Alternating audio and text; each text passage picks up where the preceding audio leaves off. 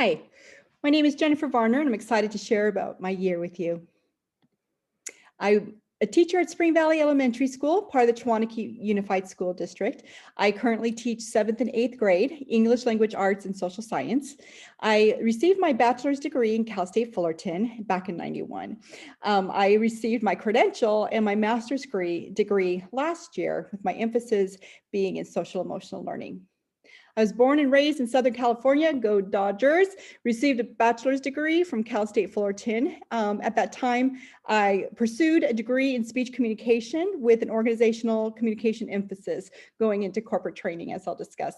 I spent 10 years in corporate training. I was a training instructor for managers and supervisors in customer service in many financial institutions. I was also in the curriculum design department, and we created our own training materials, both video-based as well as paper-based.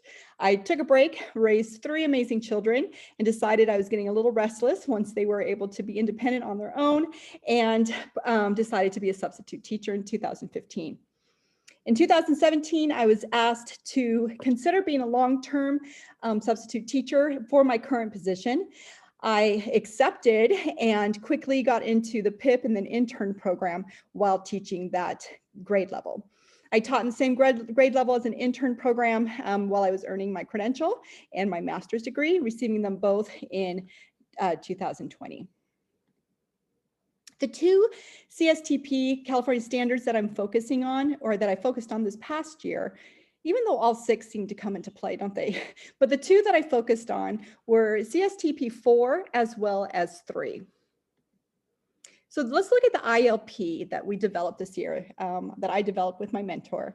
The first one is 4.3 specifically in the element of the standard 4, develops and sequences long-term and short-term instructional plans to support student learning. That was my first goal. And my goal was to improve my ability to develop rigorous lesson plans. Wanted to add some more rigor, wanted to add some more ed tech, which we will see that's actually part of goal 2.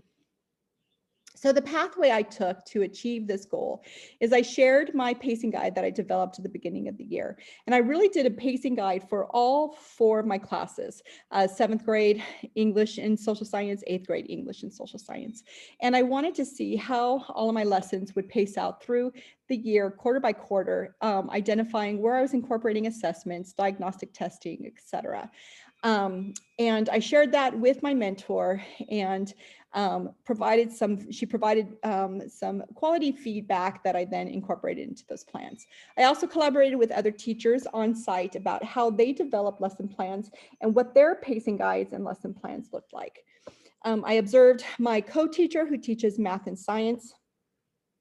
I observed how he was able to create rigor and in his lesson plans, and also engage students through some of the Kagan practices, which was pretty tricky with our distance learning status, especially at the beginning of the year. I incorporated rubrics in my lesson plans, both in an online platform as well as paper-based. And the use of those rubrics were also taught to my students on how to self-assess their own work. Writing specifically is really where we looked at our rubrics and how we had growth and where their gaps were. The implementation of this pathway is I was able to improve my ability to create daily lesson plans. When I was really in sync with my pacing guide and my planner, I was able to quickly see what my plan was. If I needed to adapt it or expand it, we were able to sync together. I expanded my knowledge of the content states addressed in my pacing guide. Pacing guides identified all the standards that were going to be associated with that lesson plan for the day. And I increased my teacher toolbox by obtaining new best practices from observations of other teachers on developing rigorous lesson plans. I combined my ILP goals to create rigor in my lesson plans, also by utilizing the EdTech. This both encouraged engagement with my students and also effective assessments. I was able to look at the reports later and see how my students did, whether they were at home, distance learning, or in the classroom. This was a great year for these 2 goals. I expanded my knowledge of planning and grading writing assignments with the use of the writing rubrics, and this helped me to be objective as a teacher versus being subjective in writing. Sometimes if we just like the maybe the topic that the student's writing on, or we like that certain flow, but they might not necessarily be following the elements and guidelines for that writing assignment, we can become subjective. And this helped using the rubrics really helped to be objective in that process. My measurable outcome was that 85% of my students would improve 25% on their summative writing assessment for the informational essay in quarter 3. So I did give them a baseline essay writing assignment, and then graded it based on the rubric. So they were able to see where they could grow, and that we were going to be learning the techniques and strategies to help them to grow. And really it kind of was able to build their own goal setting and motivation for that assignment. They then had multiple writing assignments where they learned different techniques. We did an organizational tool using the stoplight method, red, green, yellow, and they were able to highlight their work to see that they were meeting those organization pattern objectives. I chose 3 focus students to identify how the skill set and rubrics used for assessments identified some growth. I currently do not have any ELL students, so I did choose a student who was coming below grade level in his diagnostic testing. I also have a special education student in my class who I chose as a focus student as well as an advanced student. So as you can see here, my student who was grade below level, he was able to provide some thoughts in his writing, but they weren't organized. They didn't follow a structure of the informational writing criteria. You can see the rubric at that time. He scored a 2 overall out of 4 on the rubric. Here's a post assessment. You can see that his writing is much more organized. It identifies key details, topic sentence, supportive evidence, and he scored much higher at 2.8 on the rubric. So he did have an overall goal or a growth of 40%. Oops. Okay, 40%. My second student is my special education student, and he really wasn't sure where to start with this assignment. He didn't have a lot of organization or really a lot of information to provide for the essay. And he did score at 1.2 out of a 4. You can see at the post assessment, he does have more organization pattern showing in his writing. He does have topic sentences, supporting sentences, an introduction, a grabber, and conclusion. So he did end up with a 2.3 in his grade on post assessment, giving him a total of 92% growth. And my third focus student, who is my advanced student, she did score 3.2 initially on her baseline essay, and through the process, she was able to grow that to a 3.8 in the post-assessment, showing an 18.75% growth. As an overall class, if we look at the class, the original goal is 85% of the class would increase by 25%. The results showed that 60% of the class increased their score by 25%. And the whole class growth overall was 32.6%. So although I didn't meet the specific goal, I really was impressed with the growth that I've seen, and also the retention of some of the skill sets that were taught in their additional writing. Even we're finishing up research reports right now, and they are applying what they learned to that as well.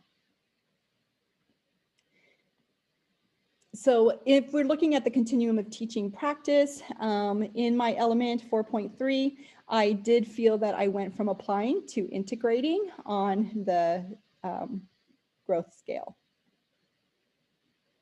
So looking at goal number 2, this goal, we were looking specifically at the element 3.5, using and adapting resources, technologies, and standards aligned instructional materials, including adopted materials, making subject matter accessible to all students. So my goal specifically was that I wanted to expand my own knowledge of the multiple EdTech platforms that were available to my students, and utilize them in my curriculum instruction. Some of the items in my pathway, I wanted to specifically look at some platforms such as Nearpod. Pear Deck was something that I used last year. It wasn't available to me this year, but I knew that Nearpod was, and I knew that it was similar. So I wanted to really hone in on my skills of Nearpod, Kahoots, Flipgrid, Edpuzzle, Quizlet, Quizlet Live, and Flocabulary. And again, this was a great year to really have this as a goal because it was so necessary. I collaborated with other teachers on site for best practices, incorporating EdTech to increase student engagement and rigor in their lesson plans. I researched and watched many YouTube tutorials on how to utilize these platforms and how to identify assessment materials and reports that you can read for identifying gaps in growth in content mastery. The implementation of my pathway, what did I learn about my practice? I revised my lesson plans to incorporate appropriate EdTech platforms. And what I was able to really see is that in my initial pacing guide, I had identified certain things that I had a comfort level with, such as Kahoot, but towards the later quarters, that qualitative, I was starting to learn more and more engagement platforms and EdTech platforms that I was able to pick and choose from in my toolbox to be able to engage my students, to increase their motivation, because motivation was really hard this year, especially as we were becoming a hybrid class, going from distance learning to hybrid. So I really had to up my game and figure out some other ways to engage them. And that's what I did. I implemented daily engagement through EdTech, and I aligned my teaching practice to smooth the transition from middle school to the high school. The high school where most of the students will attend is Minarets High School. That is a primarily digital school. Project-based learning is their key, and they were able to transition smoothly by having some of these platforms under their belt. The measurable outcome that I was looking at was 85% of my lesson plans will incorporate an EdTech platform for curriculum instruction and/or assessment by March 2021. So some of the evidence for my teacher growth for this goal specifically is I evaluated the pacing guide developed at the beginning of the year, identified how often the EdTech platforms were incorporated into my daily lesson plans. I was able to measure both for quantitative and qualitative purposes, and I was able to review assessment reports when they were available to me to identify student growth. This is just a piece of evidence that identifies what my pacing guide looks like. And as you can see, there's areas for identifying where I have different ed texts, as well as what the standards were that I was addressing and what the goal for that lesson would be for that day. Some of the adopted curriculum online platforms. When I first took the teaching position back in 2017, I think it was that very first week, I was given some training on some of this online opportunities, but I was also told I had an option to use the textbooks that were provided as well. I wasn't able to grasp the online as quickly as I had wanted, so I primarily used the textbooks. But knowing that this year presented itself the way it did, I really wanted to understand how to use the adopted curriculum online. And so I dove right in and I learned it all. We have a writable platform that goes along with our collections curriculum that allows the students to write directly onto the platform, and I can grade it. I can see them writing it as they write it, even if they're distance learning, and I can grade it through a rubric and add my own comments to really help them with their writing ability. There's also a history component that I created classes for all of my classes, and again, was able to assign assignments online and be able to correct them directly online and provide comments and feedback. We also have a reading comprehension, collections, and that also has an online component. This one specifically that I added here is an interactive writing lesson that goes along that teaches them all the components of the different essays that they were going to be writing for the year. Some of the engaging EdTech assessing platforms that I was able to access, one of them being Quizlet Live, which is and I tried to find the report for that, but I guess you do have to, I don't use the reports on that because it is an extra charge, but I'm going to look into doing that. But I do have some of the other opportunities here. Kahoot, you have a report, you're able to read through there. On our One curriculum, there's a game that they can play, which is very much like Jeopardy style, and you can see all the answers and how the students did. There's quizzes where they're able to take their quizzes directly online for assessment. And there's always a fun element to these that the kids get excited about. They love Kahoot. They love Quizlet Live. Now that we're back in the classroom, Quizlet Live, they're able to do safely as teams, keeping their safe distance. And it's just a lot of fun for them. And they're learning and learning. Some of the EdTech platforms that I use for instruction. So some of them are curriculum online, some for assessment. This is for instruction. One is we've been really using Google Slides. I create one Google Deck and each person claims a slide and they're able to upload some graphics that go along with vocabulary terms. They love that. They're creative with it. We're able to do Nearpod sessions and I could see the report and see what they wrote directly on there. I can also do vocabulary, which is a lot of fun videos, kind of rap style, and there's lessons that correspond with that. Edpuzzle is a great one for assessment where they're, especially with history, where they're learning about something through a YouTube video, but it pauses and stops and asks them questions to answer so I can see that they're listening and comprehending what they're doing.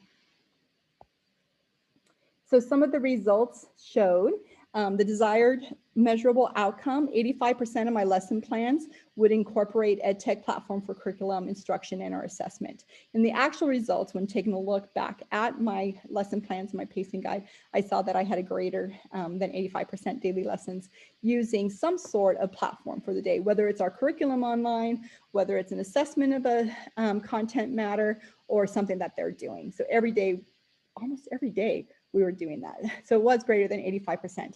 And our teacher growth, I went from really understanding 3 EdTech platforms to at least 10 EdTech platforms. I think it was 10 when I counted, which is an incredible increase. So on the content continuum, I went from applying to integrating for this specific standard. And some of my evidence just as teacher growth overall, really taking a look at the different importance of all elements of element 6 is reflecting on teacher practice, establishing professional goals, collaborating with colleagues, working with families to support learning, especially during the pandemic. We were constantly in contact with them, engaging local communities to support. We didn't get to really grow too much in that area. Managing professional responsibilities, maintain motivation and commitment to all students, and demonstrating professional responsibility, integrity, and ethical conduct. I continue to find opportunities to grow as an educator. I don't believe that there's ever a time when you know it all. I won't. I will continue to look for professional development, and I love going to some of the professional developments. I don't know if it's the trainer in me, but I really enjoy training. Create and maintain positive, effective classroom environments, strengthen my ability to understand and organize subject matter, advance my ability to plan instruction design, especially incorporating those ed techs where appropriate, and continue to grow in assessing my students. So what are my next steps? Well, I can tell you that this summer I have been asked, well, this year I have been asked to change grade levels. My principal approached me. She said that she wanted to have a stronger writing component in the 3rd, 4th grade and asked if I'd be willing to move to 4th grade to help establish that goal or to meet that goal. I'm excited to do that. So I will be very busy this summer creating a pacing guide for all subject matter for the first 2 quarters. I did learn that probably for pacing guide, quarter by quarter or at least 2 in advance would help be sustainable when different things come up. Work towards becoming subject matter for their content, keeping California standards aligned with my lesson plans and creating rigor in the lesson plans. Next year, I hope to incorporate writing rubrics for each of their quarterly essays in 4th grade, similar to what we did in 7th grade and 8th grade. Continue to incorporate ed tech and hopefully have more professional development. I would love to jump on all opportunities and hopefully things start to open up. 5 years from now, I want to continue to grow, maybe receive some sort of a certificate in reading specialist, as well as possibly being a mentor to a new teacher who comes along. And thank you so much for your time. And that concludes my presentation.